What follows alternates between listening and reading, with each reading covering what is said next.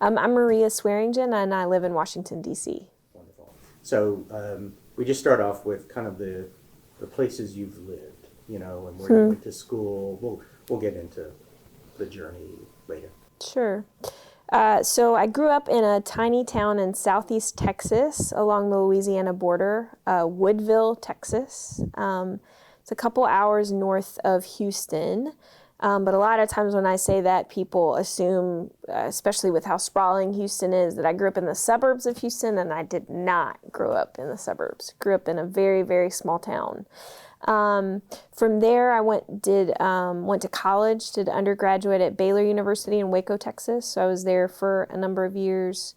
Graduate school in Durham, North Carolina at Duke Divinity School, and then spent a number of years in Greenville, South Carolina, where while I was at Duke, I had met my now wife, Sally, and then moved to DC a couple of years ago.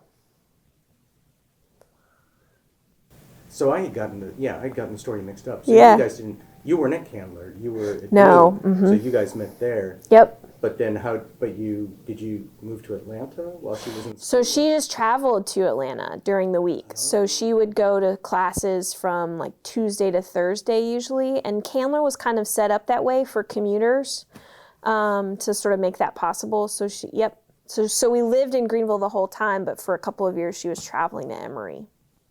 Yep. Thank you. Yeah. I set straight. No, that's right. So she went to seminary after I did, which was, yeah. It all kind of pieced together over time. One of the things she told me in her interview that so affected her was when you told her she had a pastor's heart.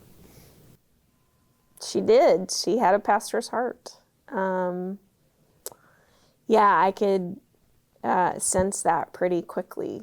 So, and I think, we all are, even as we're making sense of ourselves, I was sort of making sense of my own pastor's heart, and I think probably always kind of wanting to find that in others as well, and did really quickly in her, also while I was falling in love with her, so, which was fun.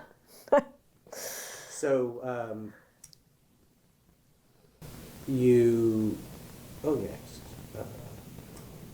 so one of the interview and the project's not about theology, but sometimes I do find it helpful to hear about people's concept of God or higher power, and I just would love to hear yours. Yeah, I think, the joke that I make, others get to decide how funny it is or not, but the joke that I make is that I came into the world one kind of Baptist, and I came out quite literally another kind of Baptist. So in the process with making sense of and sort of accepting and claiming my own sexual orientation and identity, a lot of my own sort of conception of God and understanding of God, I don't like to say it certainly changed, but I think more than anything it expanded. Sort of my conception of the presence and the conception of love, of God's love for us, for humanity, for creation, for the world, just sort of continued to expand. But all that to say, a lot of kind of where I am theologically at this point is pretty deeply rooted in a kind of particular strand of the story of Christian theology called liberation theology, which really kind of began with Black liberation theology in the United States, which was, Black folks in the U.S., particularly in the 60s and 70s, making sense of kind of this profound theological question and a political question too, right? Like how am I supposed to claim a God like this if this is the God that the people who've oppressed my people for hundreds of years now claim? How do I claim a God that from my vantage point in the world is oppressive and violent and completely unconcerned with my dignity and well-being, right? So this sort of profound question comes from this, I guess you could call it school of thought, but really I call it like divine imagination. And I think for me, making sense of my identity and presence in the world as a queer person, that really resonated with me. And also with my own racial identity as sort of understood in the world as white, but being bi-ethnic, being half Hispanic, there were sort of all these layers that began to unfold for me in my 20s about making sense of colonialism in America and in the world, the colonial wound. And as someone who's half Puerto Rican, and Puerto Rico's story with the United States and with identity and race, there's just sort of all these layers that were sort of coming to a head that I was making sense of while making sense of, but also how I loved and lived in the world. And so all of this, produced a great, lots of tension and uncertainty, but I think it also kind of freed me to imagine the work of theology in the world differently. And like I said, really sort of expanded my understanding of God. So the kind of classical way people understand or often talk about liberation theology is that that God is on the side of the oppressed. God is on the side of those who are suffering. And a lot of times the critique of liberation theology is like, well, wait a minute, how could God be on anyone's side? Isn't God on everyone's side? God loves us all and all of humanity, so how could God be on anyone's side? And, I certainly get the critique. I think it's a faulty one. And part of the reason why is that I think it kind of misses the heart of the case that liberation theology is making, which is also that God is on everyone's side too. But when we choose not to be on the side of humanity, right? When there are those among us who, for want of power and greed and security and the list of things, right, that we seek after, matters more to us than the well-being of those among us and around us, then we are saying we're not on God's side. It's not that God isn't on our side. It's that God's saying, I'm on the side of those struggling to exist in this world with dignity, and you're actually choosing not to be on that side.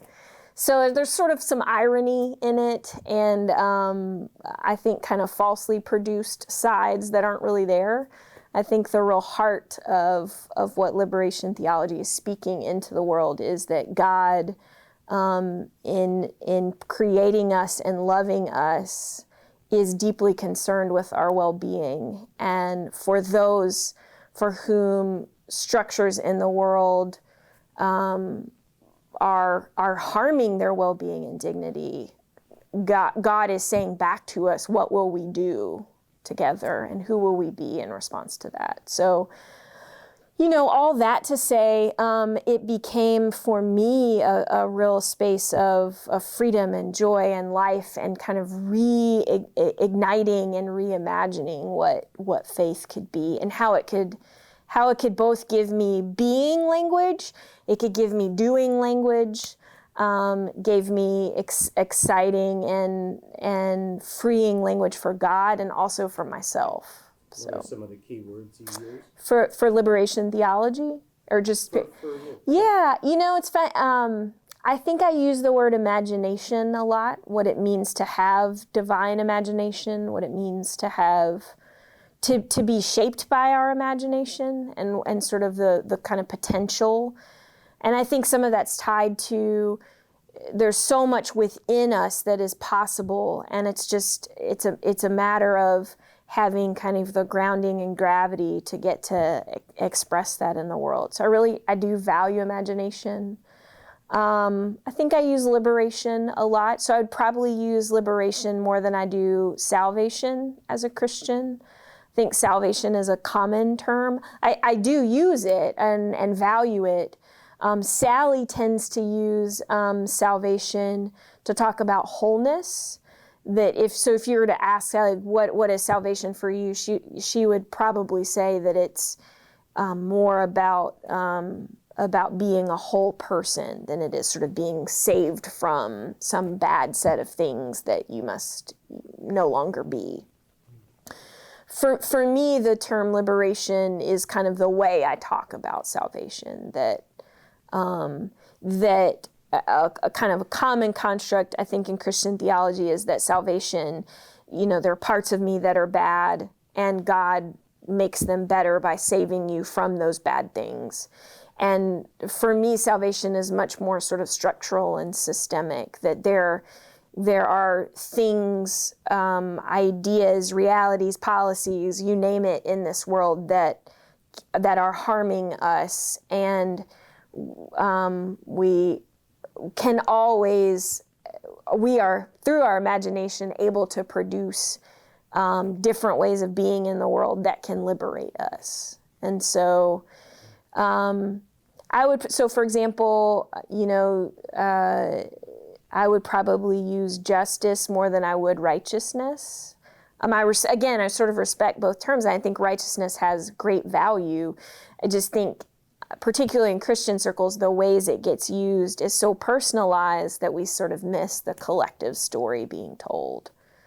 I'll keep thinking about that, but those are at least a few. That's great. Yeah. So the question I often ask people is, what's your earliest memory of having faith? Yeah, earliest memory of having faith.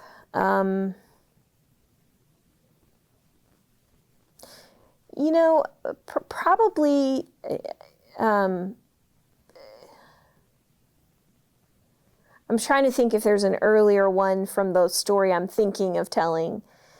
I'll tell this one. There might be an earlier one, but so I was baptized in the Christian tradition as an evangelical Baptist when I was 6, so very, very young. And it was actually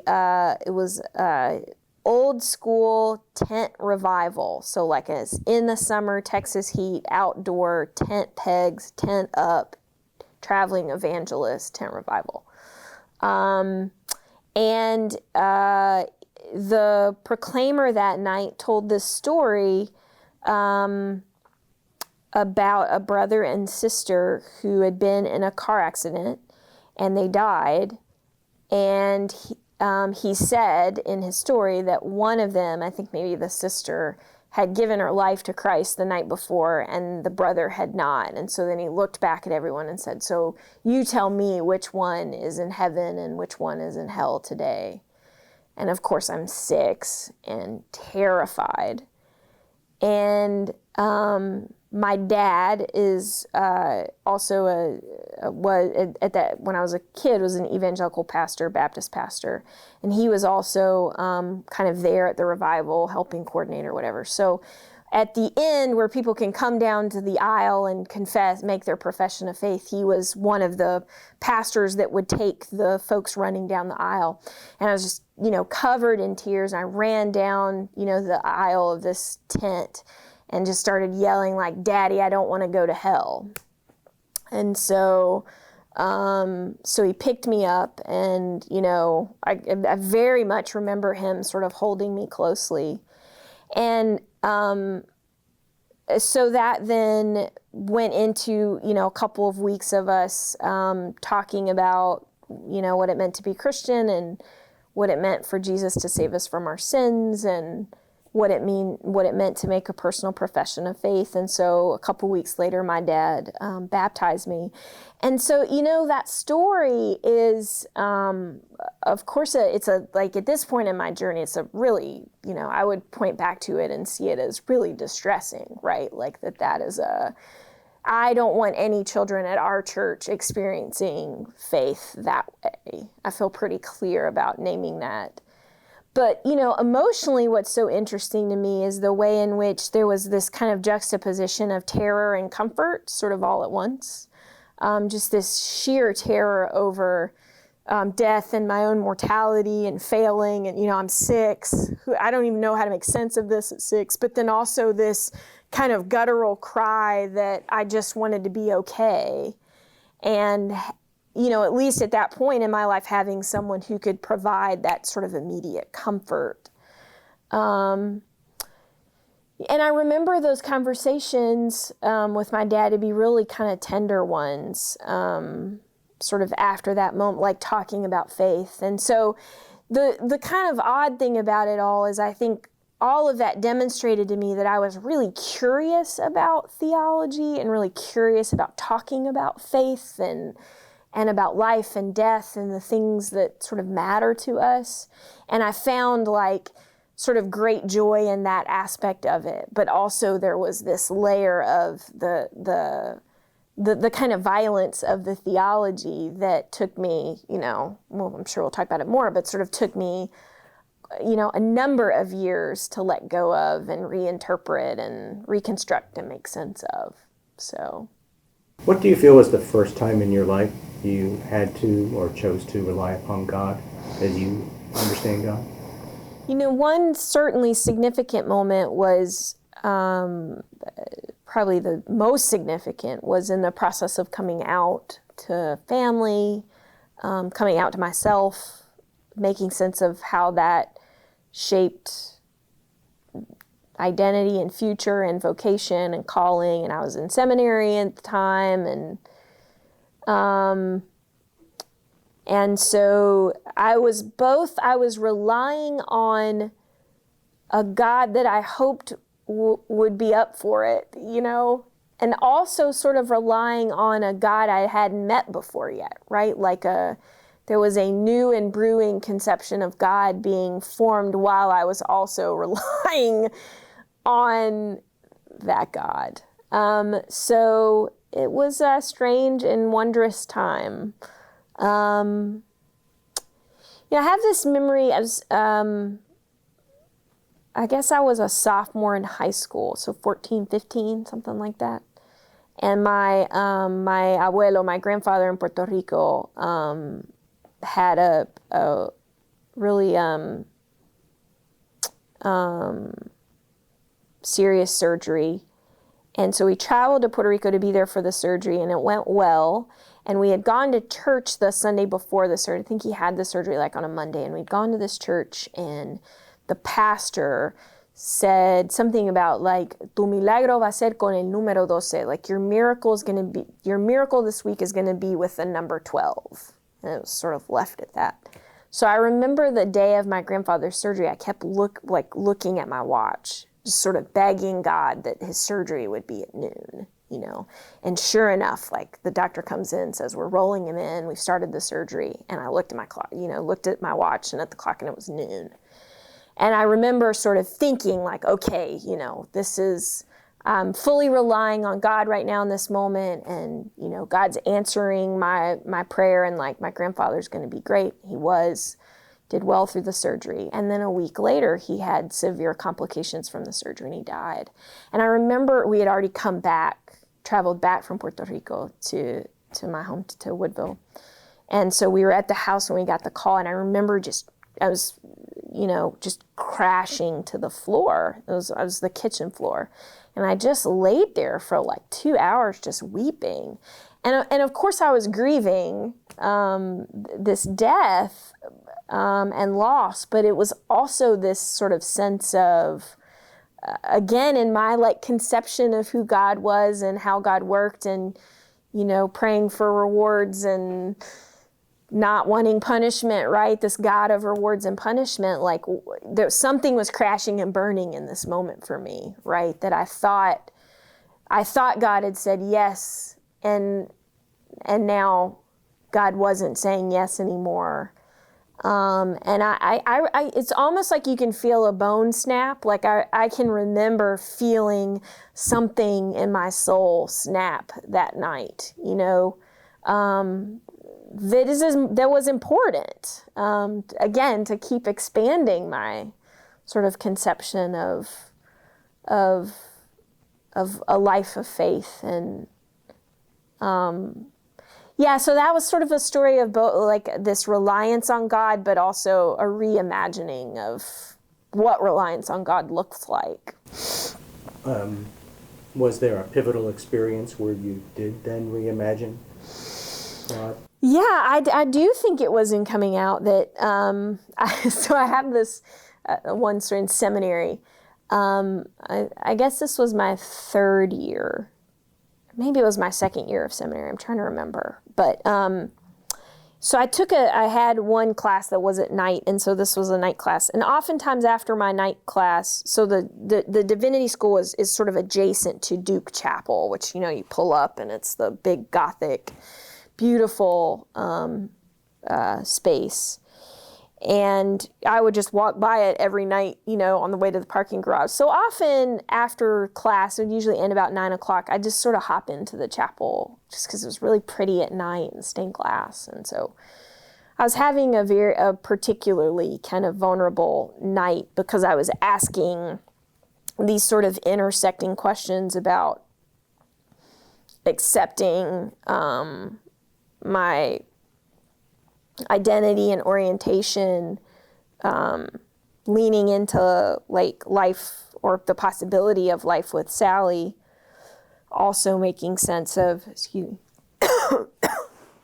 leaning into life with Sally, also making sense of vocation. So I have this memory of probably my second year of seminary. I had a night class, and after that class, on the way to the parking garage, I'd basically just walk right by Duke Chapel. And so sometimes at the end of the night, I would go in and just sort of check it out and kind of sit among the stained glass and sort of take it all in, moment for reflection.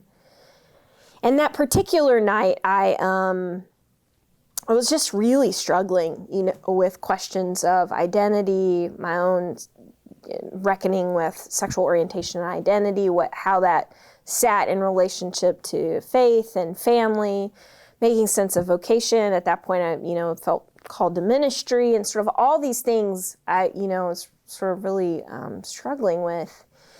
And I was sitting in one of the front pews, kind of farther down in the chapel. And I remember just kind of sort of looking up or out and saying something along the lines of, God, if you really want someone like me, to be in ministry, I'm really struggling to put all this together, and I feel like I need a sign, something like that. So, as cheesy as it sounds, I, pulled the Bible from the pew rack, and I just, flipped it open as to see what would happen. And I flipped it to a verse in one of the Psalms that reads, "And you shall be a priest forever in the order of Melchizedek." And I remember just bursting out into laughing. I mean, I'm crying, but also just laughing, like, who the hell is Melchizedek? Like, what? So like, you shall be a priest forever in the order of Melchizedek. I'm like, okay, well, great. But I did a little bit sort of exploring, and Melchizedek is this kind of enigmatic, unknown character in Genesis who, when Abraham and Sarah need a blessing, he just out of nowhere sort of pops up with bread. He's often kind of treated as a symbolic priest of this kind of Old Testament imagery for communion within the Christian tradition. He gives bread and blesses them, and then kind of goes on, about his way. So the fascinating thing for me about this Melchizedek was he didn't come from like a line, right? He wasn't a Levite, or he wasn't from the lineage of the tradition of priests. We honestly don't even know if he believed in the Hebrew God. Like, he just kind of comes out of nowhere. We don't really know what he's up to. They ask for blessing, he gives it. And so for me, it became this reimagining, right? That maybe I don't sit inside a tradition that I even know or know how to make sense of. I don't know kind of what my lineage will be as like a queer Baptist pastor. But it became this blessing for me. Like, it doesn't matter. The point is, there's someone in this story who shows up and they call him a priest and he has bread, and that's that. And maybe that's enough. And so that became this kind of unexpected way for me to begin to configure and reconfigure my own interpretation of like my calling in the world. So. What else has been pivotal in your spiritual journey? People, wisdom voices, and by wisdom voices, I don't just mean the folks who come in and part their 2 cents and then wish you the best, but like, you know, I have been the glad recipient of people who really have walked the walk with me, through times of deep, uncertain questioning and fear and anxiety and really this kind of whole deconstruction and reconstruction and expansion of my own faith story, who've just been like keenly present through it all, and have both offered their wisdom, but in the offering of that wisdom have also been present. So it's like having a pastor who, her name's Michelle, who not only has acted as, you know, a parent figure and guide and friend and someone who will sit down and talk for several hours about my theological questions, but who like will also get on a plane with me when I'm coming out to family members. You know, like that's what I mean. So that's been incredibly pivotal, is really seeing people who live into sort of all of it, full-bodied, I guess, and full-souled, which has given me lots of room to imagine what that looks like for me. So. Is your father still alive? Yes. Mm-hmm. Is he still a minister? No.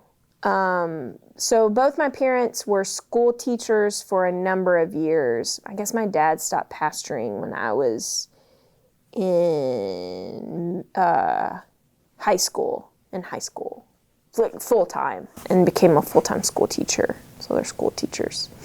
And was there a spiritual or religious component to your coming out? Yeah. Sometimes I joke that everyone should have to come out as something, just to see what happens to the soul, you know, just to kind of joggle things up. I mean, it was a deeply spiritual process to face myself, to face kind of that wall of uncertainty of others, like, where will this go? Where will this not go? What will be lost? I have, you know, deep and profound experiences of all of it, of great loss, of great gain, of great joy, of great heartache, and I think all of that in its own way is fortifying for the soul. Therapy was very important. Really having good, tended space to process it all. Yeah, no, coming out is no joke. And I think that's the case for even for people who have, who maybe didn't kind of grow up with, just to use a term that I think is common to most, like religious baggage, for folks for whom that's not their story. I still think it's hard. Coming out. Yeah. I do have a friend, and I don't know if Sally told this story or not, but sort of friend and colleague who has a friend and colleague who taught him this phrase, and he taught us, that are really helpful kind of reframe for coming out is to imagine it as inviting in instead of coming out. Because it changes sort of the locus of gravity and power, right? That if you're coming out, you're constantly, it's just this never-ending revolving door of anxiety, right? Like, and I'm going to come out now, and I'm going to come out now, and I hope it goes well, and I don't know if it will. Versus inviting in is saying, like, this is my life, and this is the force field of my life, right? And I'm telling you that I trust you enough to welcome you into it. And that was a pretty cataclysmic moment for me, that shift of language, to understand it. It still is coming out. There's still vulnerability and anxiety, but like shifting it to recentering myself as sort of the locus and saying, like, actually, I'm inviting you in, and you may accept or reject that invitation. Please keep me posted, RSVP. But this is your invitation to my life. What's the spiritual lesson of inviting in someone? Well, that's interesting. Like, there's a way in which I guess it's rooted in theology and spirituality of hospitality, that the act of hospitality is always to invite in. And so if we kind of frame all of our lives that way, there's real power and freedom in that. Yeah. What are you most grateful for?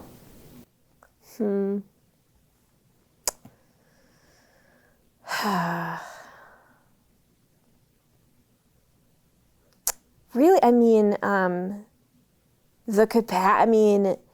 the capacity to love is just the most bizarre and wondrous mystery it can be.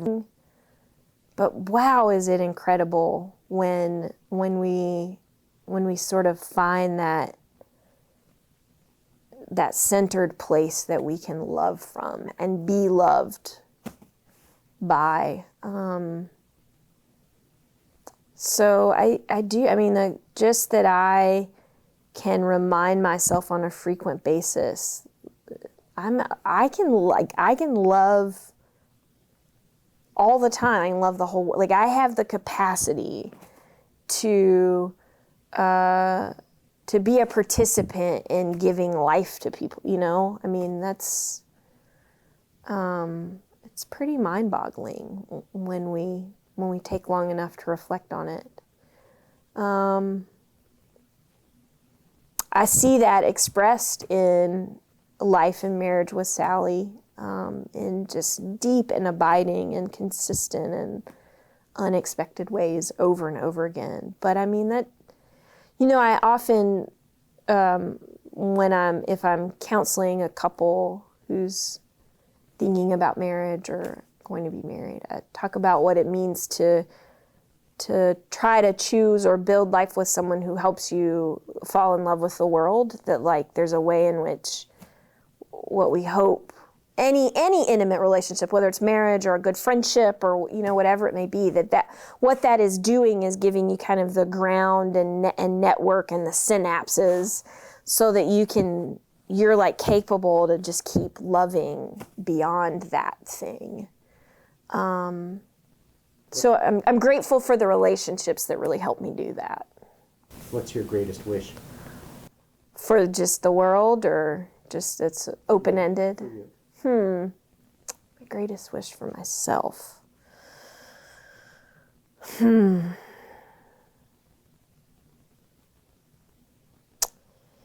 Yeah, I guess, I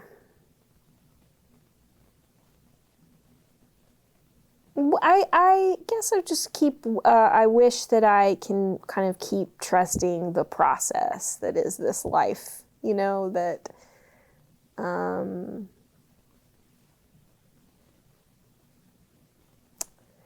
that I can keep sort of listening to the abundance of joy and possibility that's happening around me, and kind of keep and trust that as good in and of itself.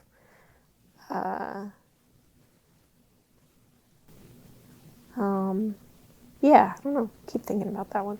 Do you have a message?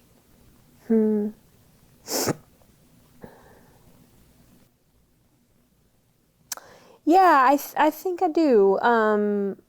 It starts with our belovedness, that we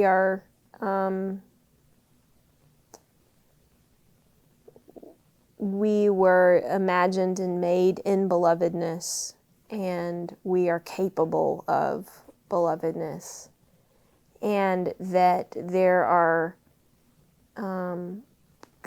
profoundly powerful systems in place that are clamoring for our attention to tell a different story than one of belovedness.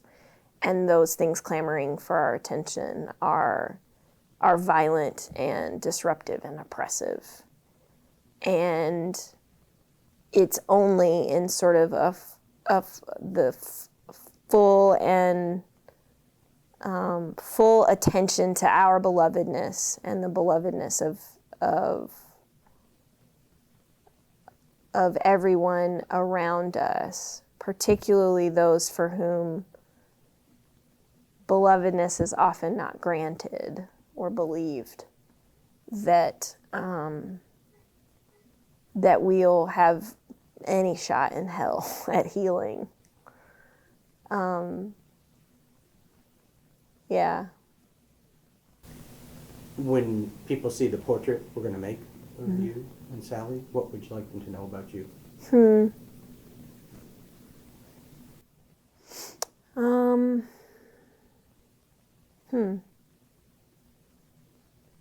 Are they separate portraits together?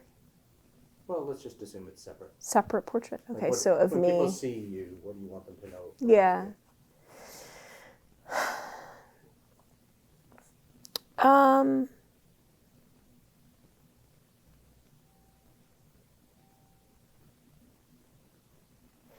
Yeah, I guess that I am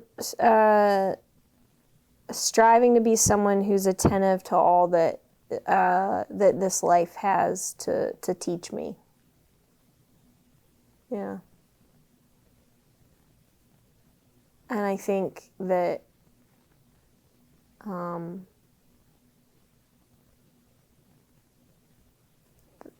that it has a lot to teach me, all of us. I guess also, like, in light of sort of all the identities that I hold, kind of that I was referencing early on, having grown up one kind of Christian and come out as another, being queer, being Latinx, making sense of my own identity as an American, but also someone who's Puerto Rican, the way in which Puerto Rico has been colonized by the U.S. There's just lots of layers to all of that that